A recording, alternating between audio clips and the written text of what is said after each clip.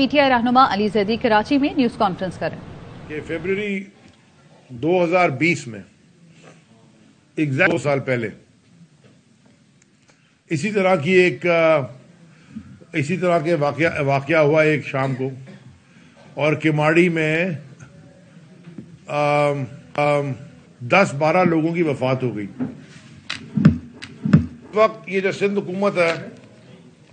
انہوں نے اور ان کے جو وہاں سے ایم این اے ہیں قادر پٹیل صاحب، انہوں نے بڑا شور مچایا کہ جی کے پی ٹی پہ کوئی سویا بین کا جہاز لگا ہوا ہے، اور سویا بین کے جہاز سے وہ دھواں ایسا نکلا ہے کہ لوگ اس سے وفات پا گئے۔ میں اس جہاز کے اوپر خود رات کو کھڑا ہوا تھا، حالانکہ میں استھما کا پیشنٹ ہوں۔ اگر سویا بین کا جہاز تھا، میں اس جہاز پہ چڑھا، وہاں آف لوڈنگ دیکھی، خود چڑھ کے دیکھ کے آیا، آپ کے میڈیا میں چلائی،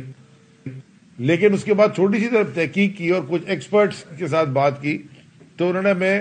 آف دا ریکارڈ بتایا اور کہ دنیا بھر میں ایک فنومینا ہوتا ہے کہ نیچے گیسز بلڈ اپ، اور یہ باہر بھی ہم نے دیکھا ہے، وہ پھر کارڈن آف کرتے ہیں علاقہ، اور اس کے بعد وہ گیس کو کیسے ایگزٹ کرتے ہیں۔ وہ گیس کہاں، یہ والی گیس ہائیڈروجن سلفائڈ کہلاتی ہے، H2S کیمسٹری میں۔ وہ ہوتی کہاں ہے؟ جہاں لینڈ فل ہو، کچرے سے لینڈ فل کیا ہو، آئل کا کام ہو رہا ہو، کیمیکل کا کام ہو رہا ہو، سویج ہو، یہ سارا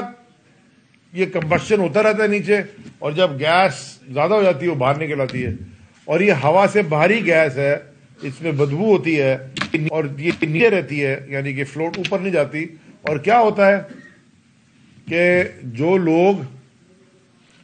جن کے بھی لنگز ویک ہیں، جن کو استھما ہے یا کوئی بھی ایسی چیز ہے، ذرا سی بھی ویکنیس ہے، ان کے اوپر یہ فوراً افیکٹ کر جاتی ہے۔ اور میں نے پرسوں ٹویٹ بھی کیا تھا ڈائیگرامز بتا کے، اس وقت بھی ہم نے کہا یہ ہائیڈروجن سلفائڈ ہے اور اس کے اوپر لوکل پروونشل گورنمنٹ کو ایکشن لینا چاہیے۔ پھر ہوا ہے، آج تو کوئی سویا بین کا جہاز نہیں لگا ہوا، پتہ نہیں کس کے اوپر آپ بلیم ڈالیں گے، کنفیوژن کا شکار ہے کیونکہ ان کو پتہ نہیں کہ کیا ہے، یا پتہ ہے تو کچھ کرنا نہیں چاہتے۔ میں یہ بتانا چاہتا ہوں کہ کماڑی کچھ لاڑی ٹائم بام ہے اس گیس کے لیے، ٹائم بام ہے یہ، خدا نہ خواستہ یہ ابھی تو 20 ہو گئے، یہ کبھی بھی نکل سکتی ہے کہیں سے بھی، اور دنیا بھر میں ہوتے ہیں، اس کے ٹیسٹ ہوتے ہیں۔ نیوی کی ایکسپرٹ ٹیم بلائی تھی اور انہوں نے جا کے وہ سارا ماسک پہن کے، آپ کو یاد ہے کہ وہ کے پی ٹی تھا، وہ کہتے تھے بو آ رہی ہے، وہ سائیکولوجیکلی لوگ پریشان ہو گئے تھے۔ سو دیر فور میں سندھ حکومت سے دوبارہ اپیل کرتا ہوں کہ ہوش کے ناخن لیں، ایکشن کریں، وہ آپ کو ایکسپرٹس لانے پڑیں گے، اور یہ جو یہ بایو کیمیکل والی ایکسپرٹ نیوی کی ٹیم ہے، ان کو آپ استعمال کریں، تو درخواست کریں، ان کی رپورٹس آئی تھی پہلے بھی۔ تو یہ بڑا خطرناک ہے، اور یہ کماڑی کے اندر جو ہوا یہ بہت گڑبڑ ہے۔ تیسری چیز جو جلدی سے میں اس کے اوپر ذکر کروں کہ فروغ حبیب، فواد چودھری تو بیچارہ اندر ہے، جس طرح اس کے سر پہ کپڑا ڈال کے لے کے آئے، اور اس کے بعد اب کہتے ہیں فروغ حبیب جو ہے وہ اس نے ڈکیتی ڈال۔ جو پاکستان کے سب سے بڑے ڈاکو ہیں ان کو آپ نے بٹھا دیا اسمبلیوں میں، اور ان میں جو سب سے بڑے ہیں ان کو آپ نے وزارتیں دے کے عہدے دے دیے ہیں۔ تو یہ جو، اور فروغ حبیب کو آپ ڈاکو کہہ رہے ہیں، یعنی کہ کوئی آپ کو پنچ نہیں سمجھ کے آپ نے حکومت کے ساتھ کرنا کیا ہے، حکومت چلانی کیسے ہے، حکومت کا اکنامک کنڈیشن کیسے چلے گی، گورننس کیسے کہتے ہیں، کوئی اسٹریٹجک پلاننگ نہیں ہے، نہ شارٹ ٹرم لانگ ٹرم، روز کے روز احمقانہ فیصلے کر رہے ہیں۔ اور کل جو اسحاق ڈار نے پریس کانفرنس کی، وہ پریس کانفرنس میں بیٹھ کے جو انہوں نے وہ آئے تھے اپنا گرو نانک بن کے فائنانس کے، وہ تباہی جو ہے جب سے وہ آئے ہیں، اور کل تو اتنا ڈیفیٹس مینٹالٹی تھی کہ اللہ پاکستان کی اکانومی کی تحفظ کرے گا۔ بھائی وہ تو ہر چیز کا تحفظ اللہ کرتا ہے، لیکن وہ آپ کو یاد ہے نا کہ اونٹ باندھو نا، تو اگر چوروں کو بٹھا دیا ہے جن کا صرف ایک کام تھا اپنے کیسز معاف کروا کے اپنے ایسٹس انہوں نے انفریز 5.2 ارب بلین روپوں کے وہ سارے ان کرا دیے۔ میں تو یہ دیکھ رہا ہوں کہ اسحاق ڈار سرکاری جہاز میں بھاگا تھا اپنی حکومت میں، شاید خاقان عباسی اس وقت اپنا پرائم منسٹر تھے، اس کے بعد شاید خاقان، پھر یہ اسحاق ڈار بولا میری کمر میں درد ہے. وہاں ٹیکسیوں کے پیچھے بھاگتے ہوئے نظر آتا تھا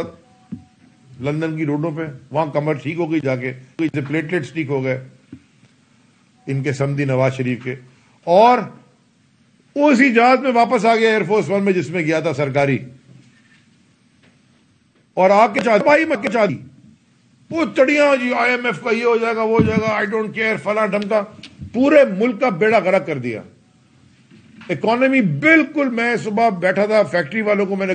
ایک مجھے کوئی ایسا نہیں ملا جس نے کہا کہ جی ایکسپورٹرز چھوڑے لوکل مارکیٹ کو,